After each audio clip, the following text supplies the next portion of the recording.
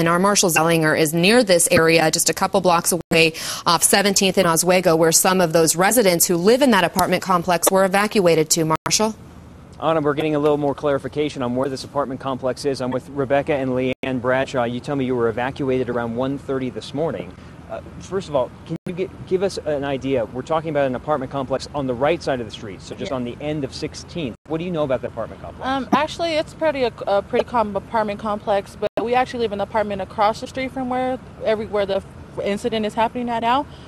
But we was evacuated actually about an hour ago, and but the whole scene been going on since about 1:30ish. They started. Yeah, we seen cops just pulling up and cops running on foot with guns, and we seen the SWAT truck pull up, the bomb team pull up, and we're standing outside, we're smoking a cigarette, and they asked us to go inside. We're like, well, what's going on? Like it's a bomb truck. Should we be worried? And the cops got hostile. They started swearing at us. They told us to go back inside.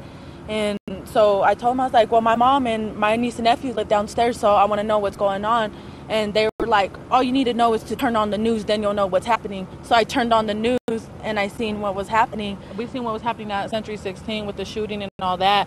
And they said that they were looking at the guy's house for a possible bomb. So I kind of put two and two together. Like, I seen a bomb truck, and they're searching for bombs, and the whole block got cut, like, barricaded. Nobody could get through. Like, we couldn't even come out of our apartments, and we was asking them what was going on, but they were like not giving us clear responses, and they weren't saying what we want. We were asking them questions, they weren't responding to us, and so finally, like, we didn't know what to do. So my sister, she called one of the 9 News tip line and told them about it, and next thing you know, all the news people showed up, and then they decided to evacuate us. Yeah, but what was that like when you're sitting there? You were watching for what, an hour or two before they evacuated you? We were watching the whole coverage, and I was coverage. actually like really heartbroken over how many people lost their lives, and they said a 6-year-old baby died or got injured.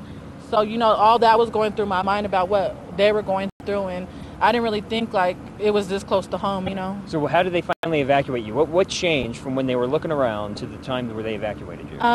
When they were just looking around, they're just like, everybody is calm, there's no problem, you guys just stay inside your house. The police, then the SWAT, they were just standing there at the corner of the block. And then they had another police officer on the top of the the truck, pointing a gun that way, and then moments later, the cops started rushing, and then they ran upstairs, and then they started banging on our door and told us that we needed to evacuate. And it happened out of nowhere because we were watching it for like 2 hours, and they didn't say nothing to us. They didn't say nothing. We were asking them. They're like, it's fine. If you were in trouble, we would tell you. And so we thought it was normal. I assumed something wasn't right, But I feel like they should evacuate us before then, because if there were bombs, or I don't know if there are bombs in there or what's going on. But we have children in our house, and I feel like the police should have done a better job in evacuating the whole area before anything. Both of you have heard the description of the shooter. Does it ring a bell? Do you happen to know this person? No, we didn't. I haven't really heard the description, because when we were watching the news, we just got evacuated, so we didn't get to hear the description of it. But there's always like a weird guy outside of the apartment, so I wouldn't put it past it if it was that guy.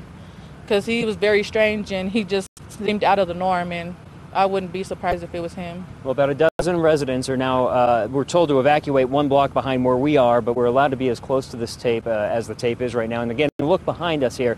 There's a little more activity since when we were on just a short time ago. Another fire truck has shown up. Another ambulance is now staged at this intersection. But again, we now know we're just maybe 1.5 blocks away from that apartment complex on the corner as the investigation around this North Aurora neighborhood continues as we reach dawn here in North Aurora. And yeah, obviously still an ongoing scene there as they're trying to figure out what they have on their hands in that apartment. We saw a bit ago from Air Tracker 7, it looked like there was even one of the law enforcement officials on the roof with a long stick. I don't know if it had a camera on it. I mean, they're being very careful before they just barge in there. Rebecca and Leanne were telling me that they saw that when they first saw these officers from the bomb squad show up, that they saw similar activity of people peering in. And you said that you also heard them breaking into the first floor windows of the apartment? Yeah, we actually saw them because we were standing on our balcony watching them doing the whole operation. And we've seen all the trucks pull up. We've seen them get the battering. Yeah, because that apartment is a locked facility. You need a key to get in, and they popped the front door open, and then the SWAT went upstairs and downstairs. and then they broke in the 2 front windows and hopped in the windows to go inside. It was after that then they finally evacuated. Yeah, No, we were it was actually we an stood there for hour or about 2. we stood there for about another 20 minutes watching from the stair step, And then they told us and then to go they inside. shined us with their flashlights and they told us that we needed to go inside. And then that's when more police started showing up. They started putting up the barricades. The streets was getting blocked off, and like there was no ambulances or nothing out here. It was just the SWAT team and the bomb squad and the bomb squad and the police. But there was no fire trucks, no ambulances, no anything out here. Well, Mitch and Anna, it sounds like police are actually being a little more cautious now than they were maybe when they first got on scene. A little bit about what you described seeing from Air Tracker, Mitch, something that was going on early on in the stages of this investigation. Very good. All right, Marshall, thank you. The latest from the scene there, the apartment of what police believe is the suspect's apartment building over near 17th and Osage.